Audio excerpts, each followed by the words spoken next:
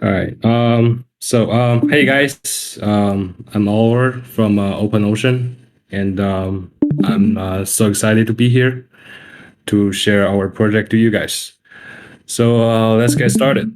Yeah. By the way, shout out to Optimism for hosting such a great event here. What is OpenOcean? Um, OpenOcean, it's a DEX aggregator that providing the best well final return on Optimism and other 15 integrated networks such as Ethereum, BNB chain, Avalanche, Phantom, etc. Yeah, and also non-EVM chains such as Solana. And we also integrated a centralized exchange, Binance. And OpenOcean's intelligent routing algorithm provides users with maximum returns that outperform other DEX aggregators. And plus, it's free to use. We do not charge any protocol fees. The transaction fees showed up in the hash are just gas fees and DEX fees that charged by themselves. And right now, we have integrated 145 liquidity source. And since inceptions, uh, we have over 410,000 active users and over 1.6 million trade have been made here. And we have also launched our own governance token, OE. So why should we choose OpenOcean? Uh, we help user find the best rate across DeFi and CeFi and trading top efficiency. And in the future, we will integrate derivative to maximize capital efficiency. And also, we will launch intelligent wealth management program. Scrolling down. Here's our investors. We see Binance here, Multicoin, CMS, etc. All right, let's head into the trading page, which is our product. So, as we mentioned, as I mentioned, we integrated 16 chains, and you can check just by put your mouse here on the small chain logo here, and you just select any chain to start swapping. Right now, we'll just go to Optimism. And on the left side here, we provide a list of bridge to direct users to transfer assets across different chains. And yeah, just quick mention here that we will soon support cross-chain swap, so users can do transfer crypto assets between different chains and swap at the best rate at same time in one place here, OpenOcean. And in this, you can also see OP bridge here. So before we do any swaps, you can see we support line chart for user to track the price trend. And when you click the star button here, you will add the selected token pair, which is ETH to OP, to the favorite list here. Just make it easy for you to swap next time. And on the setting here, you are able to adjust the price tolerance. And if there's any token that is not listed in the OpenOcean, you can just copy and paste your the token address here, and you're able to start trading. And here you can see the DEXs we have integrated on Optimism currently. We have Uniswap v3 here, Synapse, Clipper, Curve, ZipSwap, and Hashflow. All right, so let me show you a couple examples to that how OpenOcean actually help users to find the best rates. So let's select rep ease in the token list. Oh yeah, by the way, we always put the top trending and trading tokens on top for users to easily to choose. So right now, rep ease to USDC. Let's try 10 rep ease here. Okay. On the left side, you can see that there's a routing on here that does splitting the routes from Texas. 90% goes to Uniswap, and it was swapped to USDC, and 10% was it just changed because our route will keep changing based on the liquidity from Texas. Our protocol is constantly coding price from DEX. So right now it's 70% go through Uniswap V3, 30%, and it gets split again to different DEXs. Well, you get that idea. And yeah, as you see here, we outperform that if we only use Uniswap V3 to swap the token pair, we saved about $5 here. And let's see another example. Let's try Stargate Finance to, let's say, USDT. Yeah. So here,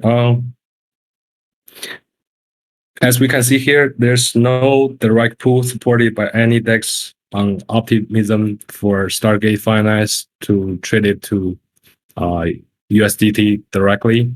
So, but on OpenOcean, you're able to swap it at the best rate because our routing algorithm to help you find the pool of Stargate Finance with USDC on Uniswap, and then it was swapped to Rapis in Uniswap again, and then eventually it helped users to swap it to USDT to make the swap actually work. And finally, let's make a real trade here. Let's try Ethereum to OP token.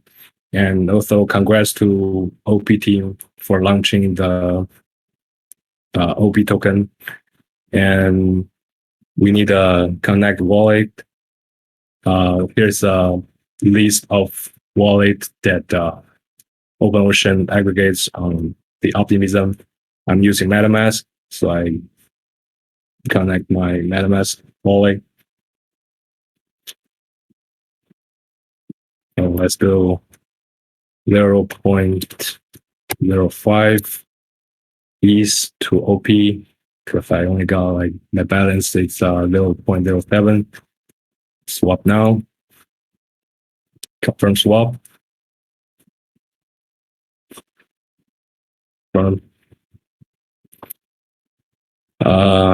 There we go. I think the trade just been made, and you can check the transaction right here. And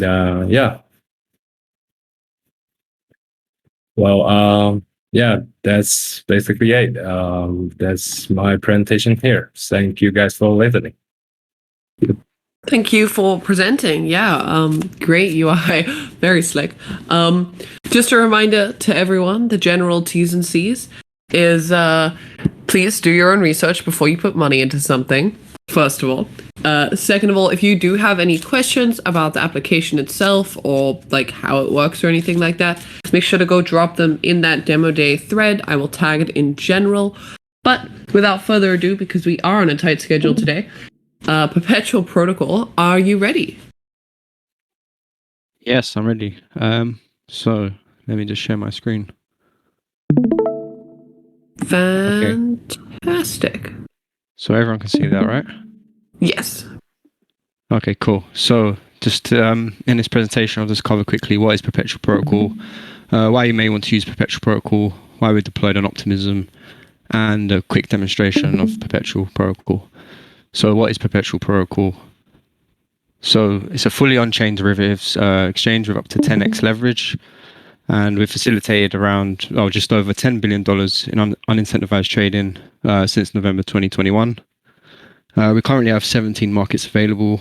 You can see on the sidebar here the markets that are available, and we're working hard to launch our OP derivatives soon. We're just waiting on Chainlink to set up the price feed. We also recently released multi-collateral, which means you can use Ether or wrapped Ether as collateral, as well as USDC. But there's more assets coming soon. So why would you want to use Perpetual Protocol? So crypto traders or investors. So the main thing is leverage trading without a custodian. You can express market views by going long or short, or you can hedge against your crypto holdings or engage in arbitrage. Or you could become a liquidity provider, so you can take the other side of the trade for other traders and earn a share of the trading fees in USDC. And then also for builders and developers, so Perpetual Protocol is fully open source, and anyone who's a builder can apply for funding from our grants program and create interesting applications on top of our protocol. And then we have several initiatives for users. We have the referral program. So anyone who's a trader, you may be familiar with referral programs from CEXs. You just create a referral code and you can earn rebates on your trading fees, which are distributed weekly. And then also for liquidity providers, there's liquidity mining rewards. So these are currently paid out in Perp, in the Perp token, and then these are distributed weekly as well. And then also when we list new assets, we usually do trading competitions or giveaways. So yeah, look out for the launch of OP soon, and we'll probably be running a competition or giveaway. And then we have this new program called the Perp Covert. So this is basically for anyone who's like into trading or has like a following on Twitter. Basically you can get some USDC and enhanced fee rebates for trading on Perp, and by promoting our DEX on your social media and providing feedback to us to help us improve the product. So let's talk about why we deployed on Optimism. We're exclusive to Optimism. We're not on any other networks. So the first version of Perp v1 was based on the XDAI sidechain, but while it provided cheap fees, the block times are around 5 seconds, which for traders, it needs to be a lot quicker than that, really. So ideally, decentralized perpetual swaps, they must be built on a system with like low fees, blazingly fast confirmations, the bandwidth to handle the usage, because people, they're always trading, they want to make trades like very quickly, and the security of Ethereum's L1. And then this is everything that's provided by Optimism. So we launched in November 2021, and like I said, we've already had a cumulative total volume of more than $10 billion so far, and it's been a great experience so far on Optimism. So now let's get into the demonstration. So here we can see the home page, the app home page. So it shows your balance, the net USD value, and it shows your free collateral. So you can deposit USDC, or you can deposit Ethereum or wrapped Ethereum. So we suggest depositing a bit of USDC, and if you're going to deposit ETH, we suggest you have some USDC there to cover any trading fees or funding payments. So when you open a position, the margin ratio, the leverage, and there's a color-coded risk lever here that will be shown. So it shows like the risk of your positions. And if you click on the free collateral tooltip, you can see your buying power. So as I mentioned before, you can trade or provide a liquidity of up to 10 times leverage. So here I've got a free collateral of $516. So my buying power is around $5,163. So that means I can trade or provide liquidity with a maximum of just over 5,100. But the more you use of your buying power, it increases the risk of liquidation. So we recommend, if you're new to trading or liquidity providing, to not use no more than 2 times your buying power, just to reduce the risk. So let's get into trading now. So on the left hand side, you'll see the trade tab, and you can see all of the pairs that are available. And then say we want to trade ETH, we just click on ETH. So here we can see some stats: the mark price, the index price, the 24-hour change volume, and the funding rate. And here we can see, if you want to open the position, you can choose the amount here. Let's say we want to go long 0.01 ETH. We'll just type in the amount. And then we should be able to confirm the long.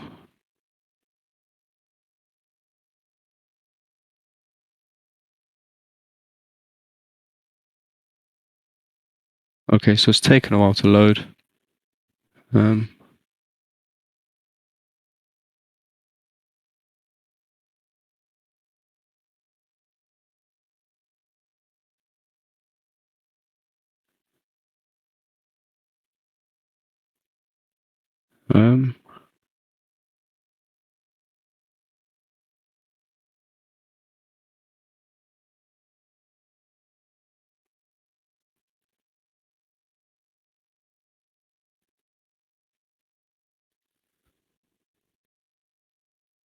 It's always in the live demos when this kind of shit happens. Yeah, I mean, I checked it before; it was working perfectly, but now. But anyway, yeah, you can choose how much the position size here, or you could slide here the buying power. So you can choose a percentage of your buying power, and then usually the entry price, trading fee, and price impact will come up here, and then you can confirm your long, or if you want to go short, you can confirm your short. And then usually your position will appear here, and it will show like the liquidation price and the margin. And then if I just skip into providing liquidity, if you want to provide liquidity, you could just go to pools, and then say we want to provide liquidity for ETH. So here we can show that it shows the total APR. So this is how much you're estimated to earn. So there's a big range here because it depends. It's like Uniswap v3. There's concentrated liquidity, so it depends on how tight or how wide your range is. So obviously a tighter range, you're going to get a higher APR. And then you have here the base APR, which is the expected return from providing liquidity from the trading fees that you're going to earn. And then the rewards APR is basically the liquidity mining rewards, which are paid out in Perp. And then you can also see some other information here, like the TVL, 24-hour fees. So we provide 5,000 Perp in liquidity mining rewards for each market, and it's proportional to the liquidity you provide to the TVL. So the lower the TVL, the more rewards you earn as compared to markets with a higher TVL. So here you can just add liquidity. You just click on add liquidity, and then you can even use the easy LP mode, which is basically if you're bullish or bearish on an asset, you can provide liquidity based on that, and it will automatically choose a range for you. Or you can use the advanced option, and then you can set the range manually yourself. So another cool feature actually that I forgot to mention was that when you're depositing USDC, you can actually use our OptiFacet. So if you have a fresh address on Optimism, if you deposit more than 1,500 USDC, you can get a small amount of Ethereum for free, which will cover the gas costs on Optimism. So you don't need to bridge any Ethereum over. You can just bridge over 1,500 USDC, and you'll receive a small amount of ETH. So I think it's shown here in bridging Optimism, and here are the different bridge options. So if you don't have funds on Optimism, you can easily bridge it over within the UI. And then the last thing I'd like to talk about would be so the builder first mentality of Perpetual Protocol. So if you click on the more button here, you can see the ecosystem partners. So these are the partners that we've provided grants to and partnered with, and there's a lot of projects building on top of us. With the composability, we have a lot of different projects building on top of us, and some of them are included here in vaults. So most of these are like basis trading strategies. So if you don't want to take the risk of going long or short on the market, then you could just deposit USDC into these vaults, and you can earn. And what happens here under the hood, they're using Perpetual Protocol. They're extracting the funding rate. So the funding rate, I think it was shown on the market page here. So depending on whether it's short, whether it's positive or negative. So here it's positive for Ethereum. So that means if you're short Ethereum, you'll be earning a funding rate to bring the index price in line with the mark price. So basically these vaults, they're taking advantage of that and earning funding rates. So you can just deposit USDC and you can earn like a lower risk, like a small return but lower risk, and it's kind of passive as well. So you don't really need to do anything; you just deposit. And Brahma is currently live, so you can just deposit USDC there, and they do the basis trading for you. And there'll be products launched by Index Coop and D-Commons very soon, so we'll be looking forward to that. And finally, I just want to say thank you to Optimism for letting us present here at the demo day. And yeah, if you have any questions, just contact us on Twitter or join our Discord. And yeah, that's it really. Thanks, guys. Yeah, that was great. Thank you so much for demoing. I love the builders. Optimism has certainly got a very specific builder aesthetic. All right, next up we have Putty. Are you guys ready? Yeah, can you guys hear me? Loud and clear. Super. Let me just share.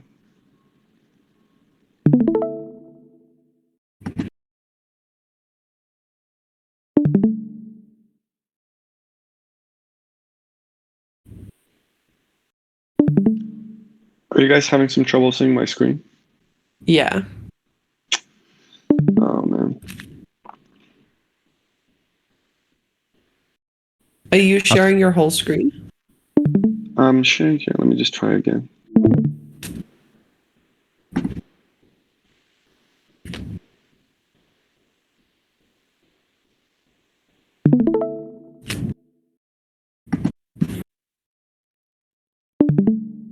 Ah, there we go. It loaded. All good.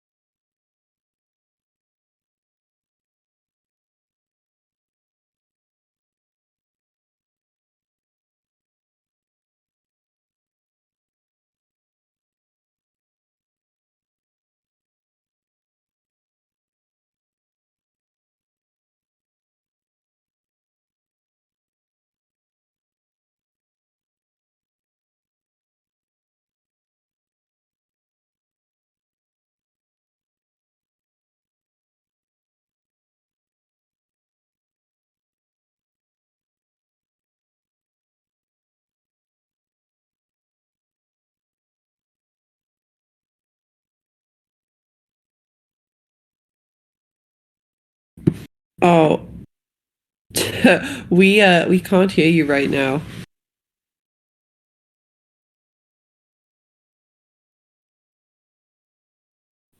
Can you hear me now? I can hear you now, yes. I think it might be because of the way that I'm, because the sharing screen, there's like a modal that pops up, but since I'm only sharing the tab and I'm key bound because it's like push to talk. Push to talk. Tragic. Yeah. Let me try to switch over to just general audio.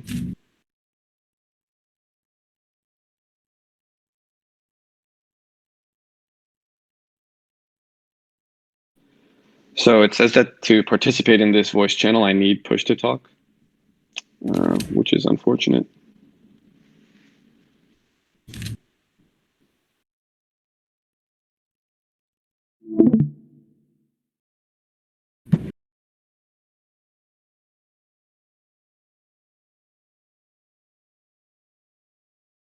We can also try figure out a plan and get you in the next demo day. Or just click back off screen share every time. I think it might be better just because there's no point if I can't share the modals that pop up because they're like pretty central to the platform. Can you even hear me right now? Yes, I can hear you right Okay. now. Sorry, I was thinking. All good. Okay. Maybe try sharing your whole screen. Otherwise, yeah, we just have a very full demo day today, so I don't want to Yeah, no worries. fall too far behind schedule. Can you see my screen right now? I can, and I can hear you. Okay, let's try then. Okay, can you see the modal that just popped up? Yes. All right, super. So, like I was saying, you have the ability to create a new put contract. So, for example, if I wanted to create a contract for an OptiPunk to insure myself, I would enter in some details like the specific ID, strike price, premium, and duration. And I would create a buy order for that put contract. And if you can see, there are some already existing. So, for example, this OptiPunk has a strike of 0.15 ETH and a premium of 0.01 wrapped ETH and a specific duration. And as a seller, if I think that this price is good, I can come and fill the order. And once that's filled, each of the buyer and the seller are both minted an NFT that represents their position in the trade.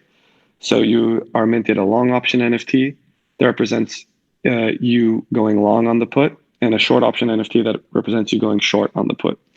And so if we go over to filled orders, we can see some of the orders that were filled in the past. So for example, this OptiPunk was filled with a strike of 0.05 ETH and a premium of 0.01, which means that if the price of the OptiPunk goes below 0.05 ETH, then the buyer of this put option can sell the punk to the seller for 0.05 ETH. So they're basically protecting their downside in the event that the price of OptiPunks drops rapidly. So it gives users the chance to insure themselves while also giving sellers the chance to speculate, because if the price remains higher than 0.05 ETH, then the seller has earned a 0.01 ETH premium simply for providing the collateral. So we're looking to facilitate an open market for puts and calls.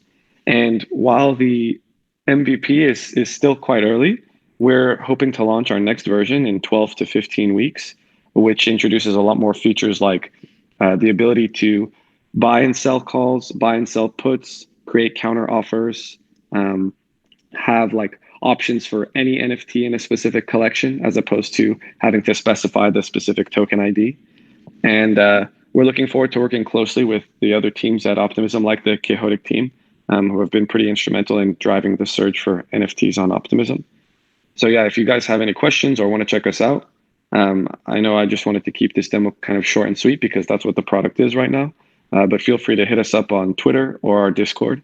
We're pretty active and we'd love to hear your feedback. Thanks, guys. Yeah, thanks. That was fantastic. And I'm glad we overcame screen sharing. Push to talk is a really dumb tool, and I'm not a fan. It's always causing issues. Yeah. All right. Trueblocks.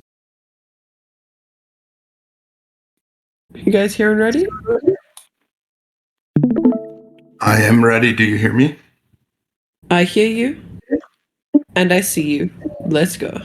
Okay, so Trueblocks, I'm going to go rather quickly. Trueblocks is a indexing solution for any EVM-based blockchain.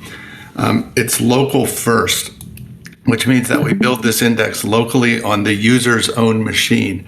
And that gives us all kinds of benefits, one of which is perfect privacy because the user doesn't have to go to a remote API to get access to the data. So we can build, I'm going to show you an example of a local, we call it an account explorer. The way we do that is we take advantage of the fact that this data, after a certain number of blocks, becomes immutable. And immutable data loves to be stored on IPFS, and that allows us to build sharing through IPFS into our application. So as users use the application, they're actually downloading and sharing this locally built index so that when new users come into the system, they can actually get the index without asking anyone for it because they can just go to a smart contract, download an IPFS hash, and they have access to the entire index. We use Bloom filters on top of this index to make the data massively smaller than it would be if it was an actual full index. And that allows users to query just the Bloom filters and they can download only those portions of the index that they care about, because they might only care about 1/10 or 1/100th of the entire index. All of this is built on top of a tool called Shifra, and Shifra allows us to do blockchain related things. We can look at any blockchain data. We can look at the state of any blockchain account, and this is for any chain, and we can scrape. Scraping scans the entire chain and builds an index of appearances. And this index of appearances is what I was talking about earlier. It allows us to build a tool called export, which I can then say export this address, which happens to be my address, and this is on mainnet. That's every single thing that ever happened to my address on mainnet Ethereum. And if you know anything at all about querying the RPC, you know that this is not an easy task, especially when you want to look as deeply into the traces and all the logs. This is basically every single place where the address ever appeared, including all token airdrops, etc. This allows us to add, because we have every single thing that ever happened, we can do things like this, where we can say accounting. And now I'm showing for each asset that was transferred in any of these transactions, we build what we call a reconciliation. And a reconciliation knows the beginning balance and the ending balance of the address off chain, and then can show that certain amount of DAI, in this case, came into that address, and then we can do a reconciliation. And we want to do that because we want to do what we call 18 decimal place accurate accounting for any asset on any chain. So all of this is local on a local machine. So I'm going to go now and show you an example of that. One of the tools for Shifra is called serve. And I'm serving basically the same endpoints that I get when I go here. And here I'm going to start an application that's running against that server. We call this thing an account explorer because it's not a blockchain explorer. We don't care about the whole blockchain. We care only about specific accounts, and only when the end user tells us to look at that account. So this is on mainnet, you can see, and I'm going to show that same address. This is the entire history of all 2,300 transactions for that address, including airdrops, including every ERC20 and ERC721 token that this address ever had. Then we can show the history of every transaction. And here we're showing these reconciliations. So we know in this transaction, it had no ether. It got 5 new ether. So it better have 5 ether at the end. And then we call it reconcile with this little green dot. And this is a fully local application, which means that this web server, or this server right here, is feeding a single user. It's not shared with 10,000 users. So we get this amazing performance boost because we're fully local. And we can look through the entire history of this address as deeply as we want to look. So this is the entire transaction. And here is a reconciliation. That's the function. That's the events that were generated for that transaction. So this is the events for that transaction. So that's on mainnet. So what we've been working on recently is adding support for any chain, and in particular, Optimism. So I'm going to do the same command. Well, actually, I'm not. I'm going to do Shifra chunks. This lists every address that we ever found anywhere on the mainnet chain. And if we add chain Optimism here, we get every address we ever found on Optimism. Unfortunately, we don't have an Optimism node, so we get rate limited. So I was only able to scrape 500 blocks. But if I had my own Optimism node, I could scrape exactly like I've done for mainnet. I'm going to just pick one of these addresses here. So let's see, pick this one, I think. And I'm going to, now I can say Shifra export format JSON, that address. That's on mainnet. There's no activity for that address on mainnet, but for Optimism, I hope you can see my screen. For Optimism, we found 52 transactions in the first 500 blocks for that address. So now I can go over here, go there. We're going to get no transactions here. There's a little bit of a bug here. We're going to get 0 transactions for that address on mainnet, but if I switch over to Optimism, I'm going to see those 52 transactions. So this is on Optimism. This is perfectly local. This is, just close it. This is perfectly private. No one in the world knows, except I'm showing it on the Optimism demo day, that I'm looking at this address. And it kind of does everything that I think people want to actually do with decentralized data. And I just want to switch back over to mainnet for 1 second here. And I want to show you what this index looks like. So what we do is we build an index by breaking it up into little pieces, each of which has the same number of records in it. And then we publish those pieces to IPFS. And we publish 2 things. One is the actual data. One is a Bloom filter. And when a user first starts, they only download the Bloom filters, which are significantly smaller. You can see that right here than the actual portion of the index. So the user gets about 1 gigabyte of data local on their machine for this chain.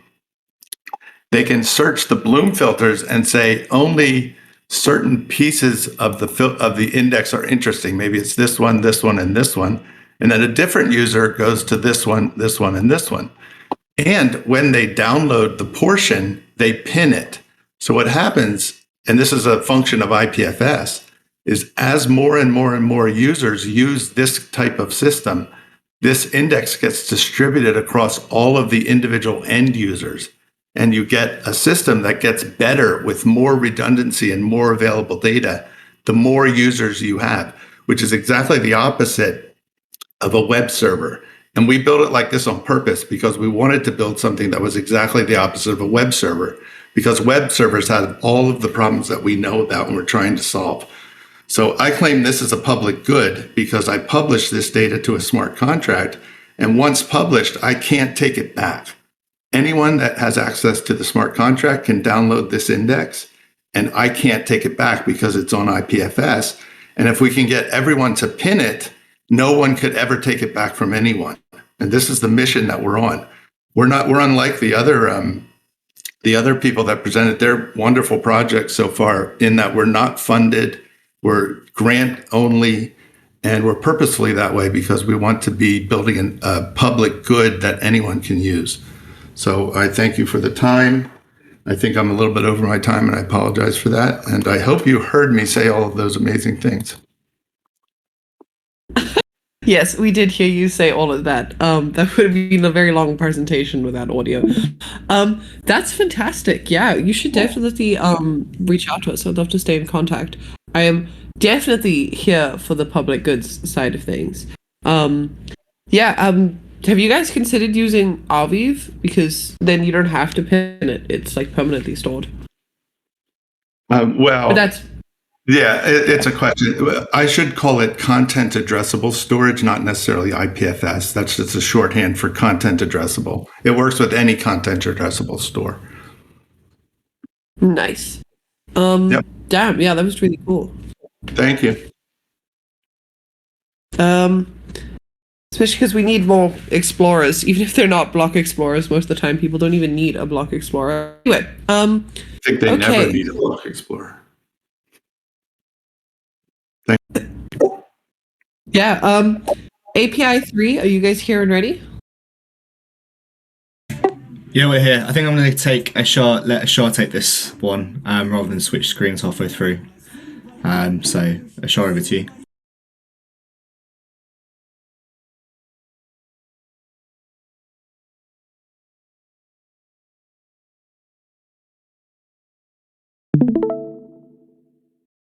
Nice. I can I can see your screen, but I can't hear you.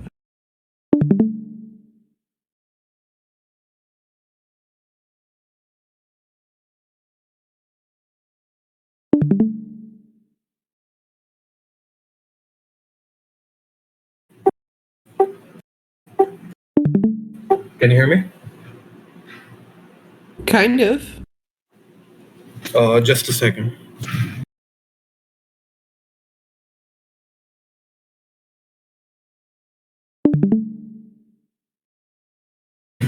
Can you hear me better now?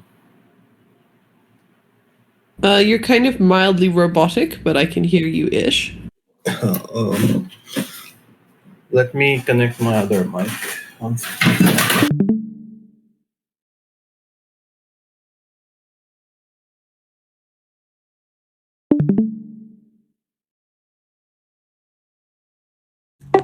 I mean, just conscious of time, so maybe I'll just talk while Ashar is getting himself set up. But we're from API3. That done. Oh, Is he done?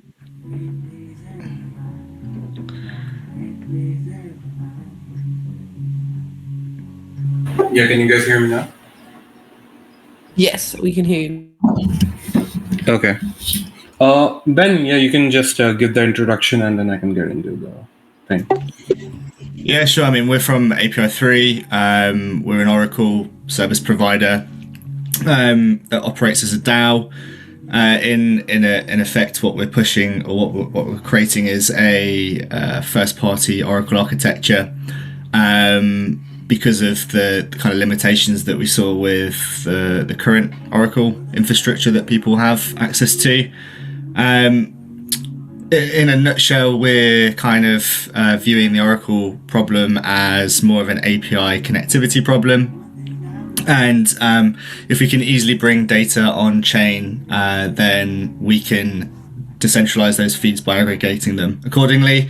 But also, once you kind of create a very easy way to bring that API data on chain, it kind of opens up utility and new use cases with smart contract based applications.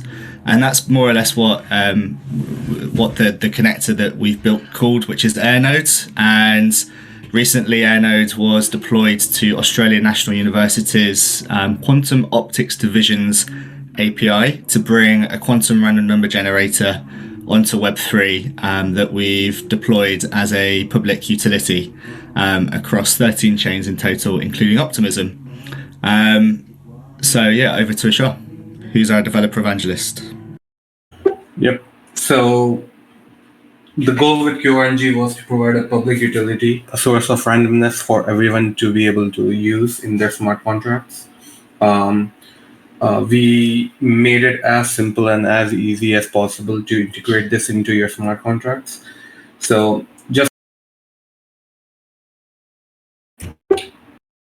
push talk is pretty bad.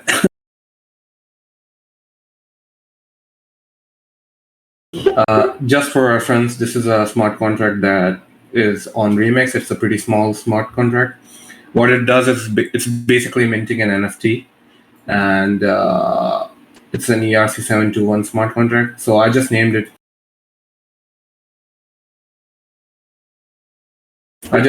Optimism Titans. And what we'll do is I'll just go through like the main function that you would need to call the QRNG node in any of your smart contracts, not just this one. So the QRNG basically works in a request response format. So the first thing you do is you request the air node, you request it for randomness, and then it replies back with the random data. And you feed that random data into a fulfill function. So what we'll do here is whenever we create a character, we will request the air node. And when the air node fulfills the request, we mint the NFT and send it to the user who requested the air node. So that's pretty simple. What we need to do is we have this function called request new random character. Within this function, we make a request to the request response protocol. We give the address of the Australian National University's air node, and we specify some other parameters, which you can take a look in the docs, but I won't go in much detail here. Particularly, you specify that you only need one random number, not a bunch of random numbers. And once you do that, you also specify which function the fulfill the fulfillment function you want to call. This function is the function that will actually mint the NFT. So once you do that, you request the random character. The air node will watch for this request off chain. Once it sees that this request has been made, it then will attempt to fulfill it. And when it does attempt to fulfill it, it will call this function, which is fulfill randomness. So this is the function, fulfill randomness. I'll just open it up. So what we do is we get back this call data, and we decode the data to get back the random number. So this is the random number we have right now. Using this random number, we set a bunch of attributes like the ID, the strength, the intelligence, the mana, and the experience is hard-coded to 0. And then we push this to the characters array, and then we mint this NFT and send it to the user. So it's a pretty simple contract, not much to it, so let's see how it works in action. I'll just compile this contract. It's compiled. I will go ahead and deploy it. I'll be using the Ringbe network, but this would work as the same way as on Optimism, or just need to change my RPC. This is unfortunately not on the Optimism testnet, but we, however, are on up to 13 chains, all of these chains, including Optimism, and a bunch of testnets like Gurley, Ringbe, Hoon. So I'll go ahead and deploy this contract on Ringbe. So here, and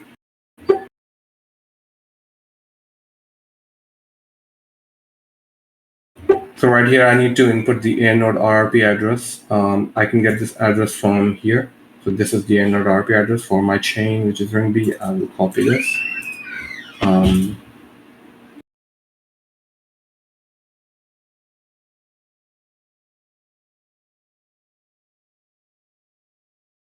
Right. So now the contract is being deployed. Once it's deployed, I think it's this one. Yeah. So I've just deployed this contract. And now I just need to do two things. The first thing I need to do is to set the request parameters. So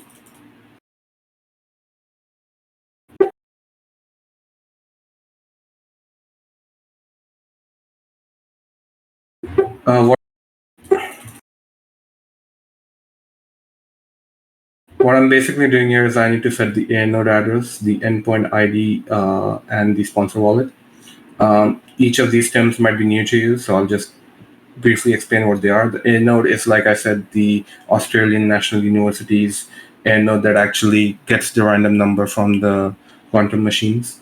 So I'll go to chains, I'll go to the API providers, and I will copy over the ANU quantum random number node address. So I'll copy this, and I'll paste it here. The endpoint ID basically specifies like which particular endpoint we want to hit. Think of this like the path of an API.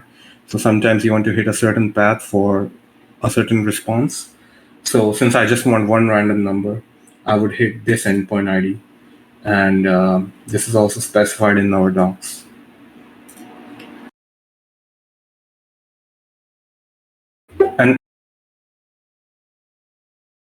And finally, the sponsor wallet. This can be a bit confusing, but basically what the sponsor wallet is when you make a request to the node, there needs to be a fulfillment transaction. And this fulfillment transaction will be done via the sponsor wallet.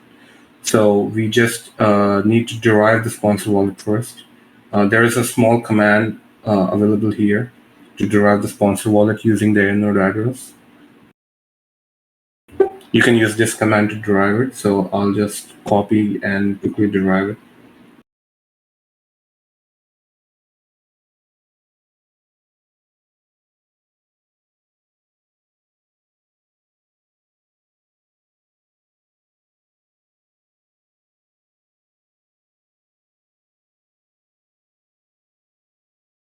I'm gonna have to start playing the opera music for you because we do not have that much time left. We still have a whole nother project to demo. I'm just done. It's almost done. Okay, fantastic.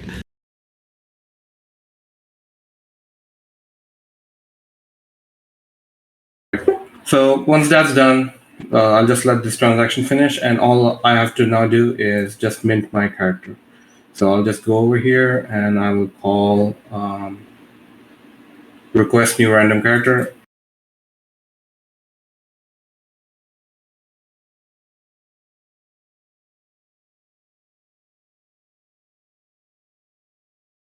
So I'll mint a character called L'Oreal, and I'll click on transact.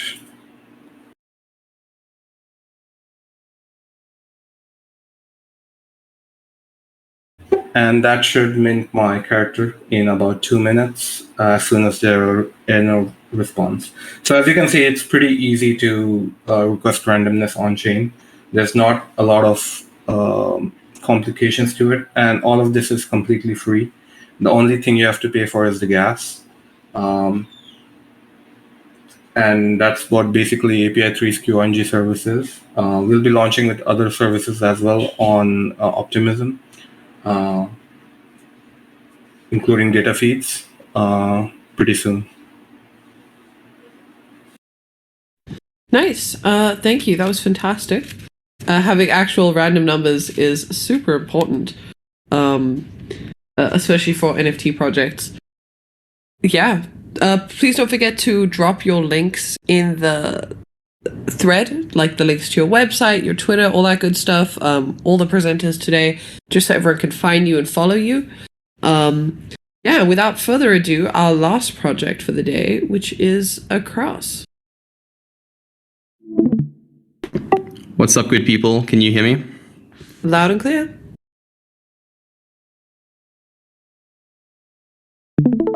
Okay, sweet. Just setting up my screen sharing. Can you see? Yep.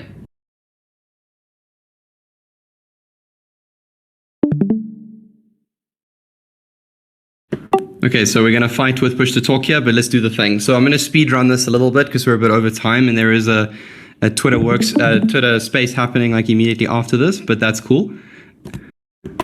So across is, wow, if you command V plus arrow keys equals change screen. Hold on. Okay, so I'm going to have to stop pushing each time I want to change slides. So Across V2 recently launched like last week.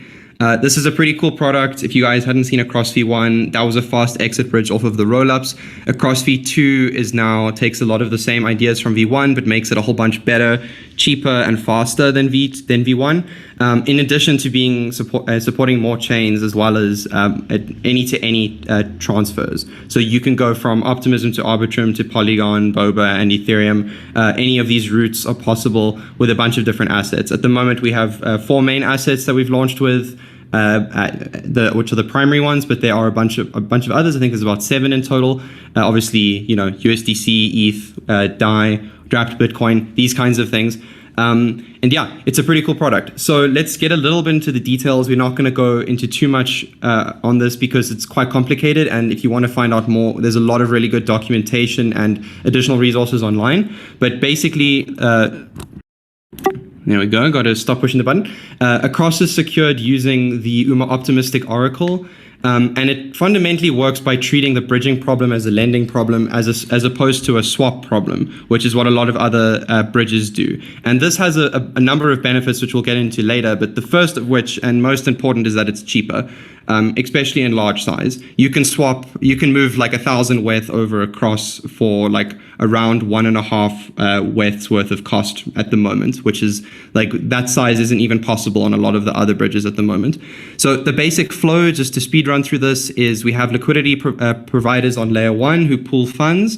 We have relayers who deploy capital on a bunch of different networks, and these are run by independent operators. Depositors will try and move funds from one chain to another, at which point the relayer will fill one of these relays on the destination chain. So if I'm going from Optimism to mainnet, then you will fill the relay on the destination chain being mainnet. and they get a fee for doing this. We'll talk about fees in a second.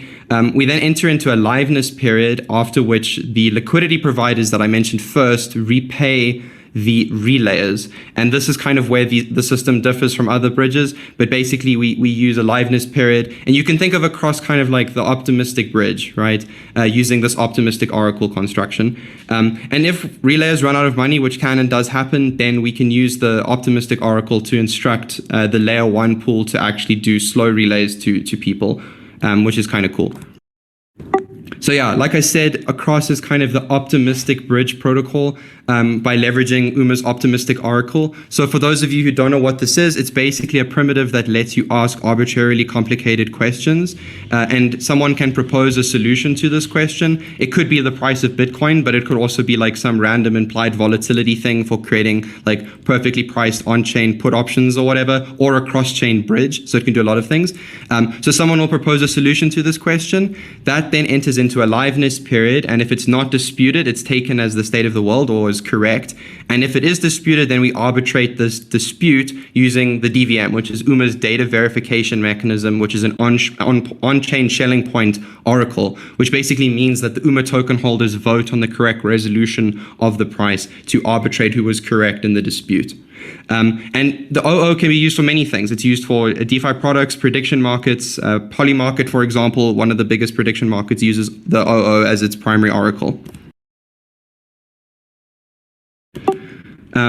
So like I mentioned, we use the optimistic oracle to power this. The primary way that we do this is to verify all the actions that the protocol actually does. So the first one would be actually refunding relayers after they fill relays. We also need to rebalance the inventory in the system around moving funds from layer 1 to layer 2 to actually moving money between the pools. The OO verifies and secures this. And also that thing about slow relays I mentioned earlier, when the relayers run out of money, we also do that. So ultimately what this means is that we use the optimistic oracle as our primary data source that informs all actions in the system, which is kind of different to some other bridges which rely on some notion of an oracle somewhere in the process, whereas in Across, it's arguably more secure due to the use of the optimistic oracle and the security assumptions that it has versus other oracle designs. So one thing that's important with Across is bundling, which it gets very technical, and you should take a look at the internal learning sessions and some of the documentation we have on this. But basically, we do bundling for a number of different things. We use like a Merkle compression data structure to actually move data around, which is a form of bundling transaction data. We bundle sets of relays together in one transaction. We bundle repayments in one transfer. So for example, if you do a relay on a particular chain and you do a whole bunch of different relays, the relayer can be paid back in one transaction rather than needing to be one transaction per relay. This is important, and it makes things much faster. Literally 2 minutes before hopping on this call, we did a bundle that had like over 160 relays in one transaction on mainnet, which is kind of cool. So that's like people leaving Optimism, leaving Arbitrum, all coming back to layer 1, and people moving funds around. We can do bundles, which make things really cheap and fast. So yeah, bundles are really the key component of Across v2, and yeah, please check out that internal learning session, which is on YouTube. I'll post links to it if you're curious on how that works, and yeah. Okay, so finally, fees. I think I'm just going to glaze over a lot of the implementation details, but importantly in Across, there's two kinds of fees. You pay a fee to liquidity providers and you pay a fee to the relayer, and this is important because there's no slippage costs, right? Like in other bridges, there's an AMM on either side of the bridge. In Across, there is no AMM. It's a money market equivalent where you're borrowing money from the relayers, and then the relayers are borrowing money from the liquidity providers, and then effectively you're just paying interest rates. In other bridge designs, there's a slippage cost on either side of the bridge, which results in much higher costs when you're doing large size. So this is important detail, and we'll see now when we go to the demo. All right, so this is the UI. It's pretty basic and clean, and we optimized for that.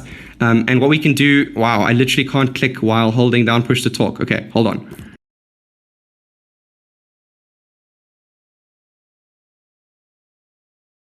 So if we try and bridge from Arbitrum to Optimism and wait for the fees to load, we should be able to see that moving 1,000 ETH will only cost 1.3 ETH. So that's really big size. And importantly, because all the funds are pooled on layer 1, you have the same costs moving between any of the different chains in the system. So you could move this same transfer across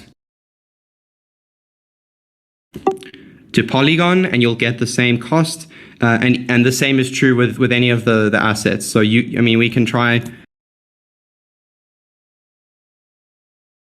move a lot of USDC from $1 million USDC from Arbitrum to Polygon, and it'll cost you, not as much as you might expect. And that's cool. So that's basically the pooling tab, the bridge tab. You can move assets from anywhere to anywhere. I'm not going to send a deposit now because I have like 15 seconds left. You can pool assets, obviously, so you can put money into the pool and earn those liquidity provider fees. At the moment, the WETH pool has got quite a bit of WETH in it, but more is always better. And the utilization here, again, because this is considered like a money market, so effectively this is money being lent out to relayers.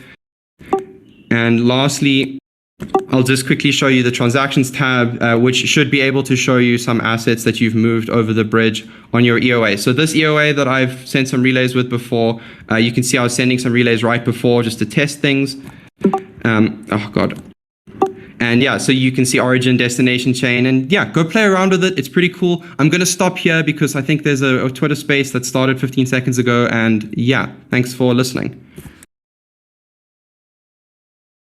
There is indeed a Twitter space. So if you guys want to continue the conversation, you're not particularly done with this just yet, you can follow us across Twitter space that's happening literally right now, and I will catch you guys there. As always, do your own research before investing. Thanks for coming. I'll see you guys next week for the office hours, or the week after for the next demo day. I hope you have a fantastic, optimistic day. And if you haven't already claimed your OP, go claim it. It's claimable now. Go do that. Yeah, and catch you guys all on the flip side. Cheers. Thanks, Monty. Thank you. Thank all of you for actually putting in the effort to come demo. All right, cool. Cheers, guys.